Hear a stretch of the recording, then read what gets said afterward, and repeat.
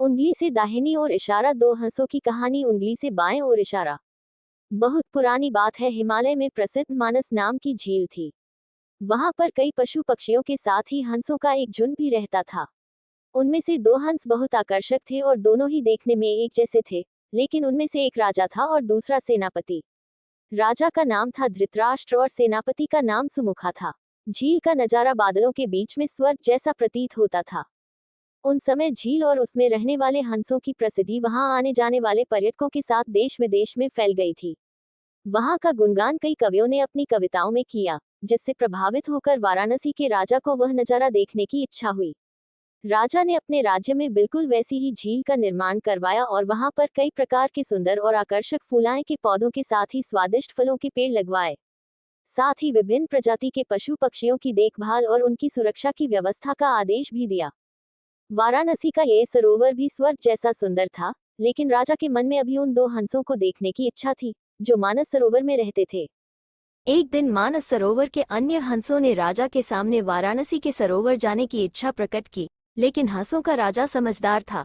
वह जानता था कि अगर वो वहां गए तो राज उन्हें पकड़ लेगा। उसने सभी हंसों को वाराणसी जाने से मना किया, लेकिन वो नहीं माने। तब राजा और सेनापति के साथ सभी हंस वाराणसी की ओर उड़ चले।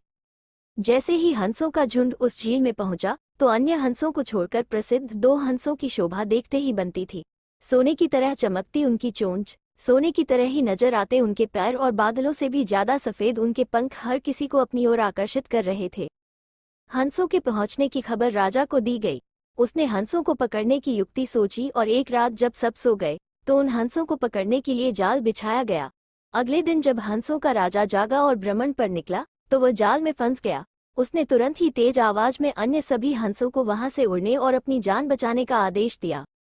अन्य सभी हंस उड़ गए, लेकिन उनका सेनापति सुमुखा अपने स्वामी को फंसा देखकर उसे बचाने के लिए वहीं रुक गया। इस बीच हंस को पकड़ने के लिए सैनिक वहां आ गया। उसने देखा कि हंसों का राजा जाल में फंसा हुआ है और दूसरा राजा को बचाने के लिए वहां खड़ा हुआ है। हंस की स्वामी भक्ति देखकर सैनिक बहुत प्रभावित हुआ और उसने हंसों के राजा को छोड़ दिया। हंसों का राजा समझदार होने के साथ साथ दूरदर्शी भी था। उसने सोचा कि अगर राजा को पता चलेगा कि सैनिक ने उसे छोड़ दिया है, तो राजा इसे जरूर प्राणदंड देगा। तब उसने सैनिक से कहा कि आप हमें अपने राजा के पास ले चलें। ये सुनकर सैनिक उन्हें अपने साथ राजदरबार में ले गया। दोनों हंस सैनिक के कंधे पर बैठे थे। हंसों को सैनिक के कंधे पर बैठा देखकर हर कोई सोच में पड़ गया। जब राजा ने इस बात का रहस्य पूछा, तो सैनिक ने सारी बात सच सच बता दी। सैनिक की बात सुनकर राजा के साथ ही सारा दरबार उनके साहस और सेनापति की स्वामी भक्ति पर हैरान रह गया और सभी के मन में उनके लिए प्रेम जाग उठा। राजा ने सैनिक को माफ कर दिया और दोनों हंसों को आदर के साथ कुछ और दिन ठहरने का निवेदन किया। हंस ने राजा का निवेदन स्वीकार किया और कुछ दिन वहां रुककर वापस मानस झील चले गए। कहानी से सीख, किसी भी परिस्थिति में हमें अपनों का साथ नहीं छोड़ना चाहिए।